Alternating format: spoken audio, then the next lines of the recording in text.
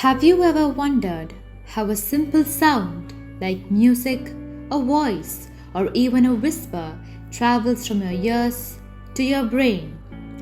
This incredible journey is made possible by the auditory pathway, a complex network of structures that process and interpret sound. In this video, I am going to discuss the auditory pathway. Sound waves enter the ear and are converted into electrical signals by the cochlea. These signals travel through the auditory nerve to the cochlear nuclei in the brainstem. The auditory pathway is quite a complex pathway compared to other pathways like the olfactory pathway, the gustatory pathway, or even the visual pathway. So let's begin the auditory pathway. Whenever we are writing a pathway, first we have to put a line in the center of the page. That is to suggest if the fibers are on the same side or if they are crossing over to the opposite side. Always write the pathway beginning from the receptors. The receptors here in the auditory pathway are the hair cells. The afferent fibers will arise from the hair cells and form what is called as the first order of neurons. They terminate in what is called as the ventral and dorsal cochlear nuclei. The first order neurons are the sensory neurons that initially receive stimuli from the body. The afferent fibers are bipolar neurons, which means the cell bodies of these neurons are situated in the center. The place where all these cell bodies are present is known as the spiral ganglion.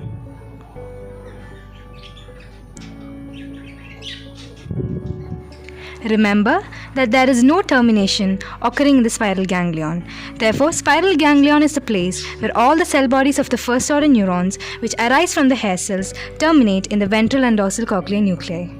The second order neurons will arise from the ventral and dorsal cochlear nuclei, and majority of these will cross over to the opposite side and pass through a structure which is called as the trapezoid body, a part of the brainstem.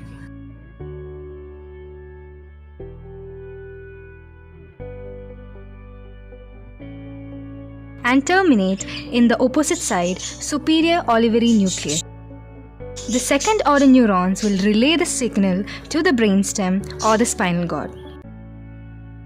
A few fibers that arise from the ventral and dorsal cochlear nuclei will remain on the same side. They also pass through the trapezoid body and terminate in the ipsilateral superior olivary nucleus. This means while most of the fibers cross over, some stay on the same side and also terminate in the superior olivary nucleus, which is present in the pons. Now, the third order neurons will arise from the superior olivary nucleus and form fibers of the lateral lemniscus. The third order neurons will carry the signal from the brainstem or the spinal cord to the thalamus, and ultimately terminate in the inferior colliculus. The inferior colliculus is present in the midbrain.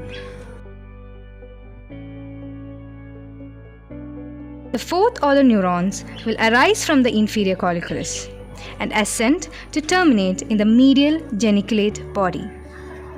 The fourth order neurons will transmit the information from thalamus to the cerebral cortex for conscious perception.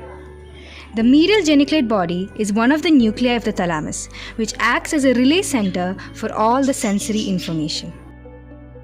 Finally, the fifth order neurons will arise from the medial geniculate body, and these will terminate in the primary auditory cortex. The same process will also occur in the ipsilateral side. This means the auditory pathway has bilateral representation, and there's a very simple mnemonic to remember all these structures, which is C, T, SLIM.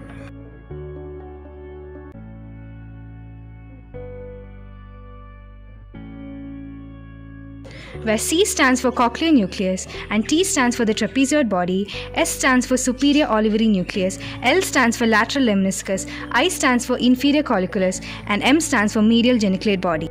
And that's the incredible journey of sound, from vibration in the air to meaningful experiences in our brain. Thank you.